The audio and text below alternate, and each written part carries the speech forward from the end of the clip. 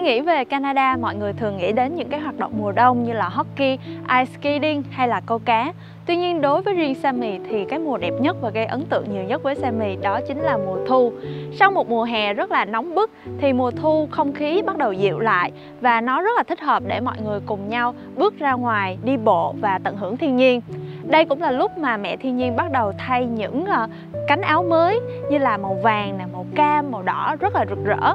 Và không lạ gì khi chính mùa thu cũng là mùa mà thu hút nhiều khách du lịch đến Canada để tận hưởng vẻ đẹp của đất nước lá phong này. Trong tập ngày hôm nay thì Sammy xin kính mời quý vị khán giả sẽ tham gia cùng với Sammy và một người host đặc biệt nữa, nhưng mà Sammy sẽ bật mí sau, cùng đến tham quan một số địa điểm mà mình có thể ngắm cảnh và chụp hình mùa thu nhé. Bây giờ thì mình sẽ bắt đầu thôi.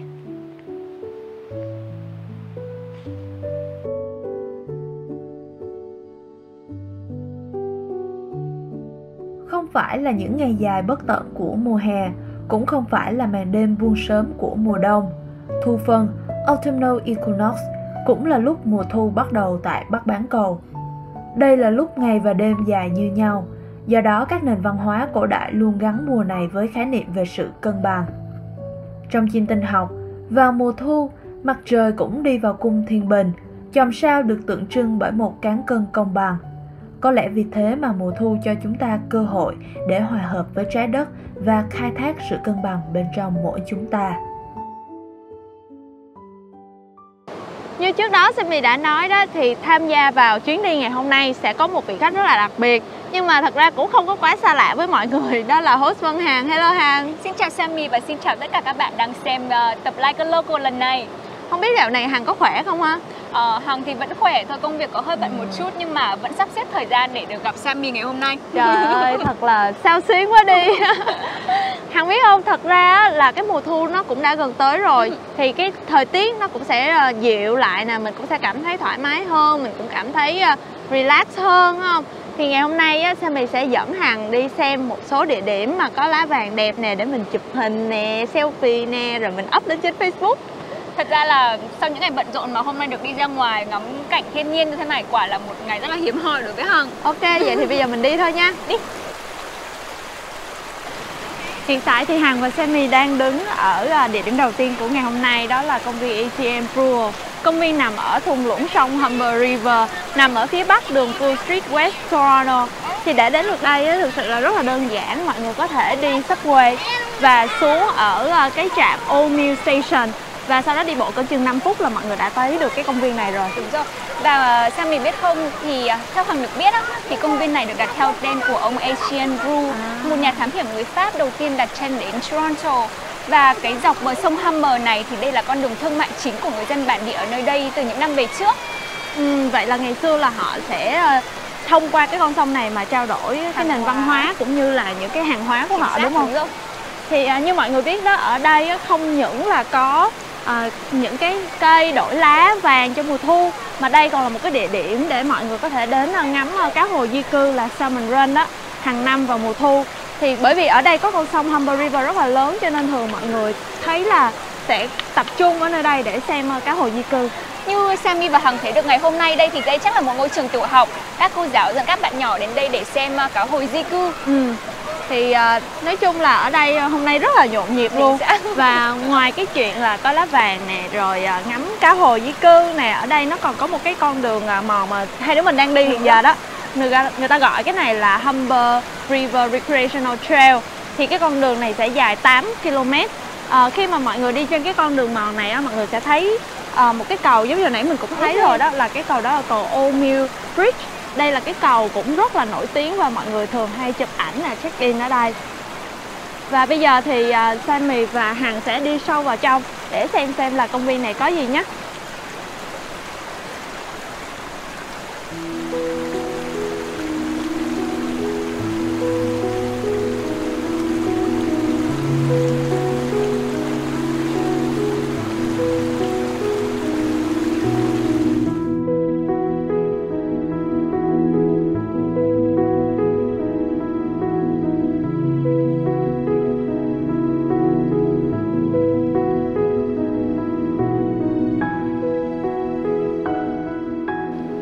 Thì nãy giờ mình cũng đi vòng vòng cái park rồi đó, thì Hằng thấy sao?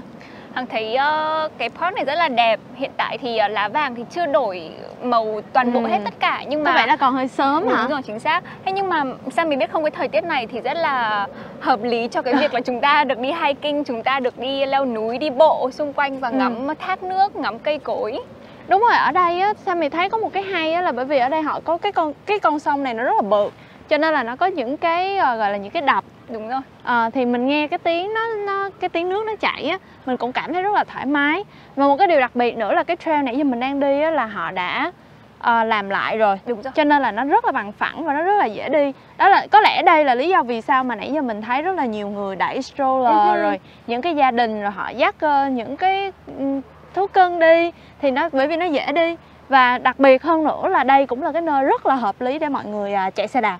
Nãy giờ mình thấy quá trời người chạy xe đạp luôn, đúng không? Nếu các bạn kiểu cảm thấy rất là mệt mỏi về cái việc phải đi bộ rất là lâu, đúng không? Thì chúng ta có thể mang chiếc xe đạp đến đây và đi toàn bộ để khám phá cái công viên này. Đúng rồi. Không, tại vì cái đường trail này nè nó dài 8 cây số. Có nghĩa là nó nối nhiều cái park lại với nhau.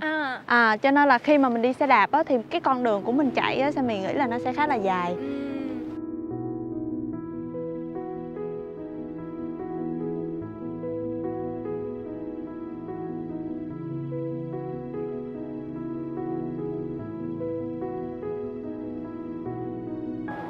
Ngoài ATN Brewer Park thì ở trong Toronto mình sẽ có những cái địa điểm khác, và phải kể đến đó là Hyde Park và Toronto Island.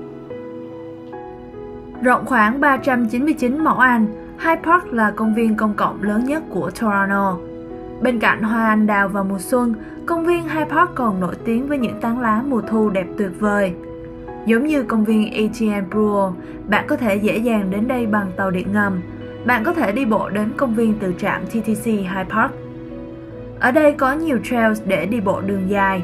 Ngoài ra còn có sở thú và sân chơi cho trẻ em, thích hợp cho những hộ gia đình.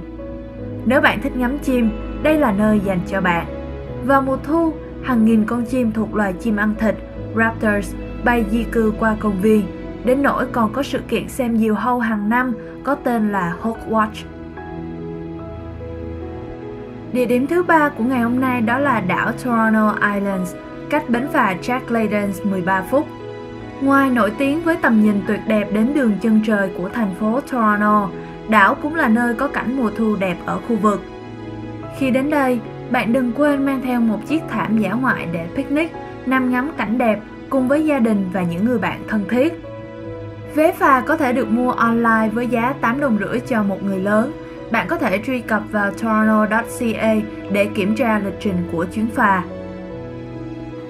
Vậy thì ngoài Toronto Island và Hyde Park ra thì ở trong nội thành Ontario có chỗ nào ngắm lá mùa thu đẹp nữa không Sammy? Thật ra không có nằm ở trong nội thành Toronto, mình phải đi ra ngoài xa hơn một chút xíu. Nhưng mà đây cũng là một chỗ rất là tuyệt vời. Thì bây giờ Sammy không có bật mí cho Hằng đâu. Bây giờ mình sẽ đi lên xe coi coi là chỗ đó là chỗ gì ha. Vậy thì mình đi thôi. Tại Bắc Bán Cầu, mùa thu chính thức bắt đầu vào ngày 21 tháng 9. Nhưng phải vào khoảng thời gian đầu tháng 10, chúng ta mới có thể thấy những chiếc lá dần đổi sắc từ xanh sang vàng, đỏ. Nhiệt độ mùa thu tương đối ôn hòa ở Ontario và British Columbia, với nhiệt độ cao nhất dao động khoảng 22 độ C. Alberta lạnh hơn một chút, nhiệt độ cao nhất của tỉnh này đạt từ 10 đến 17 độ C. Ontario có rất nhiều công viên, trong đó phải kể đến là hệ thống Ontario Parks, hệ thống công viên rộng lớn chào đón 11 triệu khách du lịch trên thế giới hàng năm trước khi đại dịch. Với 330 công viên, hệ thống Ontario Parks chiếm 8% diện tích đất của tỉnh, trên 82.000 km2. Diện tích này lớn hơn cả tỉnh Nova Scotia và Prince Edward Island cộng lại. Với diện tích to lớn, mỗi độ thu về, các công viên đều khoác lên mình màu sắc rực rỡ khi cây thay lá. Ngoài ra, Canada là nơi sinh sống của hơn 100 loại cây rụng lá, trong số đó có những loại phổ biến nhất là gỗ thích, sồi và bạch dương. Một số loài cây gỗ có nguồn gốc từ đất nước này, chẳng hạn như bạch dương giấy Alaska, cây dương balsam, cây phong lá lớn và cây phong đen. Với những sự ưu ái của mẹ thiên nhiên, có lẽ đây chính là lý do vì sao Canada là một trong những quốc gia có mùa thu đẹp nhất trên thế giới.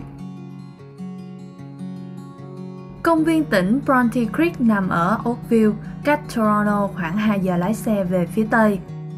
Công viên này có diện tích 684 ha với nhiều khu vực bao gồm rừng, đồng cỏ, đất nông nghiệp và đất ngập nước.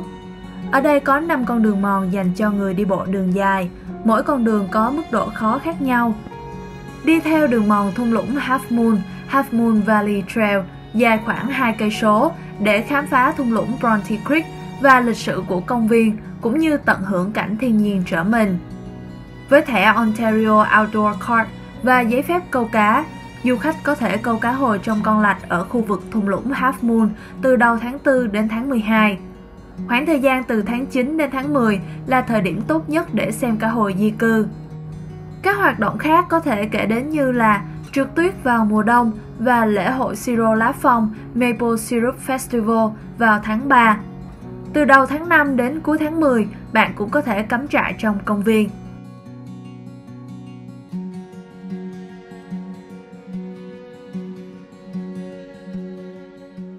Hiện tại thì Sammy và Hằng đang đứng ở Spencer Gorge Conservation Area.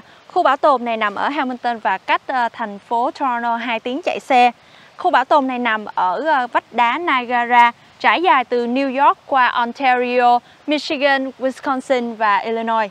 Thì đây là một cái nơi khá là nổi tiếng để mọi người có thể đến tham quan và chụp ảnh mùa thu. Có rất là nhiều địa điểm nhưng mà địa điểm nổi bật nhất và nổi tiếng nhất phải kể đến đó là Dundas Peak.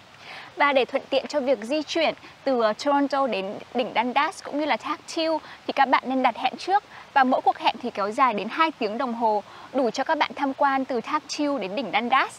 Nãy giờ thì Sammy đứng ở đây cũng đã bắt đầu nghe được cái tiếng thác rồi, cho nên bây giờ mình sẽ đi vào trong để xem là nó như thế nào nhé. Wow! Thác đẹp quá ha. Ở phía dưới còn có đá rồi có rêu này kia rất là đẹp. Đây không biết có phải là thác Thiêu không hả? Đúng rồi nha Sammy, đây là thác Thiêu được đặt theo tên của ông Johnson Thiêu, một nhà chính trị gia nổi tiếng sở hữu cái thác này vào đầu những năm 1900. Và độ cao của cái thác này thì tầm 41 m, chỉ thấp hơn so với thác Niagara vài mét thôi. Nhìn cũng cao và cũng đẹp quá ha. Và đây không biết là có phải là nơi mà mọi người hay kiểu chụp hình check-in để... Hằng nghĩ là như vậy á. Vậy thì còn chờ gì đó, dĩ nhiên là mình sẽ phải chụp hình check-in thôi.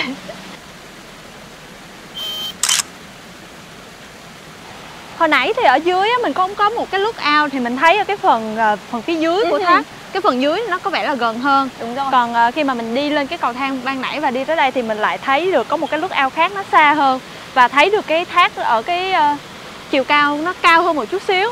Thì cảm giác như là chỗ này là cái độ sâu của nó nhìn thấy sâu hơn ha. Cũng đúng. Nhưng mà thật ra đối với Sammy thì Sammy lại thích cái phần ở dưới hơn, bởi vì mình nhìn được ở cái phần đáy của cái thác như thế nào. Nhưng mà anyway, cái chỗ này cũng là một cái chỗ rất là đẹp để mình ngắm cảnh. Nắng chiếu này, đúng rồi, kêu này, nước róc rách. Vậy là mình vừa được tham quan hai cái địa điểm lookout ra cái thác Thiêu đúng không? Rất là đẹp. Đẹp. Vậy là từ cái thác Thiêu đấy mình sẽ đi đến đỉnh Dundas. Thì cái con đường mòn này dài khoảng độ 1,8 km. Sammy ạ? 1,8 km thì thật ra cũng không có quá dài và cũng quá ngắn. Đúng rồi. Vừa đủ để cho mình đi bộ. Không biết là Hằng có biết không, nhưng mà thật ra Sammy đọc một cái bài viết của Đại học Minnesota. Thì họ bảo là khi mà mình đi vào trong thiên nhiên đó thì sẽ có rất là nhiều những cái lợi ích, trong đó có những cái lợi ích cho tinh thần của mình. Vì bản chất của thiên nhiên là có cái tính chất là chữa lành, cho nên là mọi người khi chỉ cần đi bộ ở trong một cái khu rừng hay là một cái công viên thôi là cũng sẽ có thể giảm được những cái cảm xúc căng thẳng nè, cảm xúc lo âu hay thậm chí là tức giận. Đó, nó sẽ đem lại những cái cảm xúc gọi là thoải mái nè, vui vẻ đến cho mọi người. Vậy là ngoài sức khỏe về tinh thần ra thì khi mà đi bộ, đi leo núi hoặc là đạp xe ở những cái khu bảo tồn rất là tốt cho sức khỏe. Ví dụ như là có thể giảm cân này, đúng chính xác. Tốt cho cái sự dẻo dai của đôi chân của mình chẳng hạn. Và giảm huyết áp đúng không? Rồi. Đó, cái đó là Sammy biết nè. Chính xác. Và mình thấy nó ở trong cái khu mà những cái khu mà conservation area đó, khu bảo tồn á, thì cái khu vực nó bự hơn rất là nhiều so với công viên. Thì nếu như mà quý vị có điều kiện cũng như thời gian thì chắc chắn là nên thử những cái khu bảo tồn như thế này ha.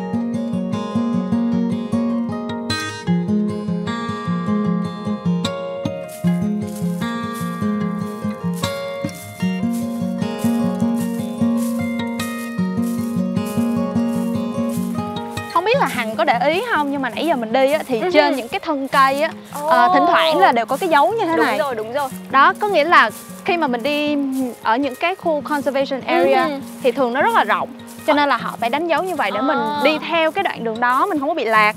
Nó sẽ có những cái đoạn đường mòn nhỏ nó tách ra, nhưng mà cái đó là những cái đường mình không có nên đi vào. Lối cụt đúng không? Đúng rồi, và nó có thể là mình lạc thì mình rất là khó để đi ra. Thì nói chung là trong lúc mình đi á, là mình thường phải coi những cái mark đó để mà mình đi theo.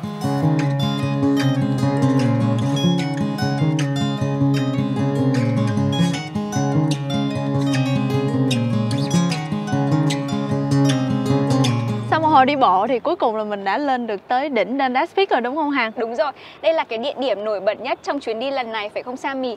Từ đây thì ta có thể nhìn thấy được cái thung lũng Dundas Valley ở ngay phía dưới và có một cái railway rất là dài. Ồ đúng rồi, nó dài ra đằng kia luôn. Không biết cái railway này tên gì Hằng? Cái này hình như là The Great Railway phải không? Chính xác. Ở trên này thì người ta cũng có những cái bảng thông tin để mình đọc về những cái nơi địa điểm mà từ trên này mình có thể nhìn xuống. Đúng rồi. Thì thật ra ở Dundas Peak và Two Falls á, nó nằm chung ở một cái khu nó gọi là Spencer Gorge Conservation Area, là như hồi lúc đầu mình nói đó. Ngoài cái Dundas Peak và Two Falls đó, thì mọi người cũng có thể đến một cái thác nữa đó gọi là thác Webster Falls. Thì cái thác này là cao 22 m và là cái thác rộng nhất trong cái khu vực này luôn. Vậy là chỉ cao 22 m nhưng mà là rộng hơn so với cái tháp đúng rồi. Kiểu như là cái thác Tews thì nó cao hơn nhưng mà có vẻ như là nó hẹp hơn. Và cái Webster Falls và cái Dundas Peak này là mọi người phải lưu ý là mọi người phải đặt riêng lẻ chứ không có nằm chung một cái reservation, cho nên khi mà muốn đến thăm hai địa điểm này thì mọi người phải lưu ý cái chuyện đó. Mình phải book riêng phải không? Đúng rồi. Nhưng mà đây là một cái địa điểm nổi tiếng để mọi người có thể check in mỗi khi mà tham quan đỉnh Dundas Peak. Đúng rồi. Sammy thấy là mình đang đi là vào giữa tháng 10 thì có vẻ là cũng bắt đầu thay lá rồi, nhưng mà chưa có gọi là đỉnh điểm ở cái khu vực của mình. Cho nên là mình nghĩ là mọi người trước khi mà đến một cái địa điểm nào đó thì mình có thể check cái gọi là color forecast đó. Đó thì họ sẽ có những cái report, họ báo cho mình biết là bây giờ đang có phải là ở mùa cao điểm chưa hay là lá vẫn còn xanh. Thì đó, mọi người tham khảo cái đó thì mọi người có thể biết được là cái chuyến đi của mình nó có đúng thời điểm hay không. Nhưng mà Sammy biết không, đi trước tầm khoảng độ đầu tháng 10 như thế này thì ít người hơn ha. Đúng rồi, chụp ảnh được nhiều hơn. Đúng rồi. Thì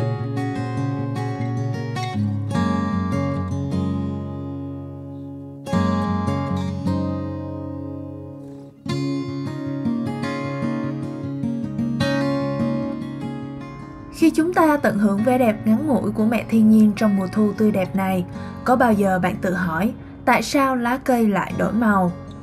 Màu của lá cây được tạo ra bởi các phân tử được gọi là sắc tố. Sắc tố tạo ra màu xanh lục là diệp lục. Chất diệp lục rất quan trọng trong quá trình quang hợp để tạo ra dinh dưỡng cho thực vật bằng cách sử dụng ánh sáng mặt trời. Vào mùa xuân và mùa hè, khi có nhiều ánh sáng mặt trời, thực vật tạo ra nhiều chất diệp lục. Các sắc tố khác là carotenoid tạo ra màu vàng và cam, anthocyanins tạo ra màu đỏ. Vào mùa thu, khi nhiệt độ giảm xuống và có ít ánh sáng mặt trời hơn, một số cây ngừng tạo chất diệp lục. Đây là thời điểm các sắc tố khác được nhìn thấy. Chính điều đó giải thích tại sao lá cây đổi màu vào mùa thu, và hãy coi đó như một kỳ nghỉ đông cho cây sau một mùa hè bận rộn quang hợp. Điểm dừng chân cuối cùng trong video là khu bảo tồn Rattlesnake Point Conservation Area ở Milton, cách Toronto 1 giờ lái xe về phía Tây. Công viên này chỉ mở cửa từ tháng 5 đến tháng 10, vì vậy quý vị hãy nhớ kiểm tra giờ hoạt động trên trang web conservationhalton.ca trước khi đến thăm. Có nhiều con đường mòn với các mức độ khó dễ khác nhau. Đường Vista Adventure Trail dài khoảng 1,5 km là dễ nhất. Ngoài ra, du khách nên đi đường mòn Buffalo Crack để đến điểm quan sát Buffalo Crack Lookout Point. Tại đây, quý vị và các bạn có thể tự do ngắm nhìn cảnh đẹp thiên nhiên từ trên cao mà không lo bị gián đoạn.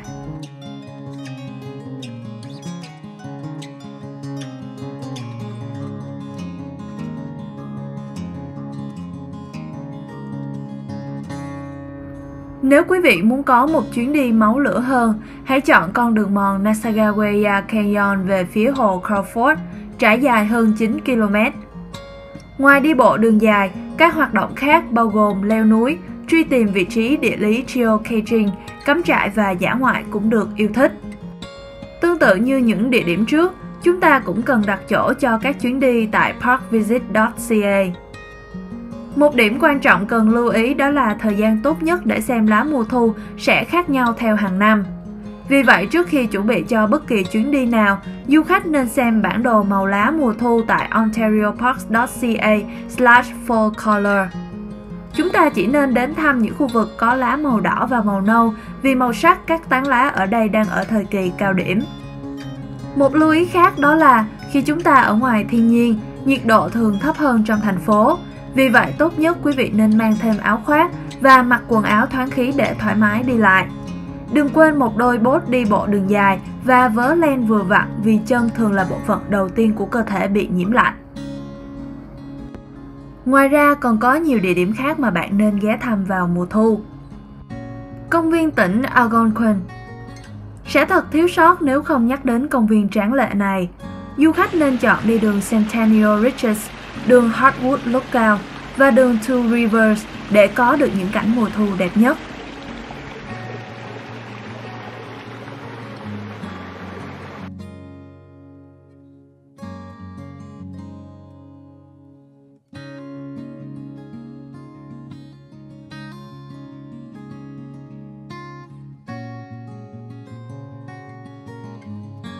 Dãy Rocky Mountain ở Alberta.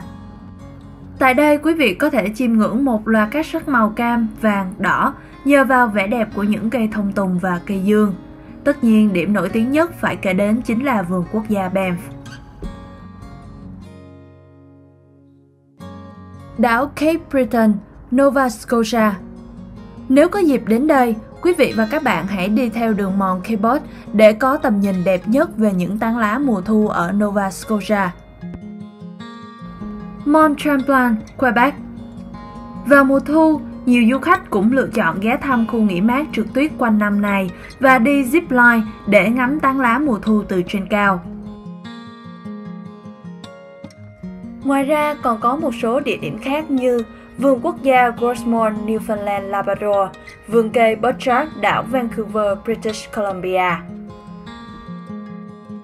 Bên cạnh ý nghĩa là sự cân bằng thì mùa thu còn có một ý nghĩa khác, đó chính là sự thay đổi. Như nhà triết học Hy Lạp Heraclitus từng nói, hằng số duy nhất chính là sự thay đổi. Mùa thu nhắc nhở cho chúng ta rằng cơ thể, trí óc và môi trường xung quanh luôn phát triển và luôn thay đổi. Vì vậy chúng ta cần phải bảo vệ và trân trọng những gì đang có ở hiện tại. Vậy là thông điệp lần này đã khép lại video của Cultures. Sammy và Hằng mong rằng quý vị và các bạn có thể tham quan những địa điểm mà chúng ta đã giới thiệu ngày hôm nay. Và kính chúc quý vị khán giả sẽ luôn có một sức khỏe thật tốt và có một mùa thu thật là tuyệt vời nhé. Và xin chào và hẹn gặp lại trong video sau. Bye bye!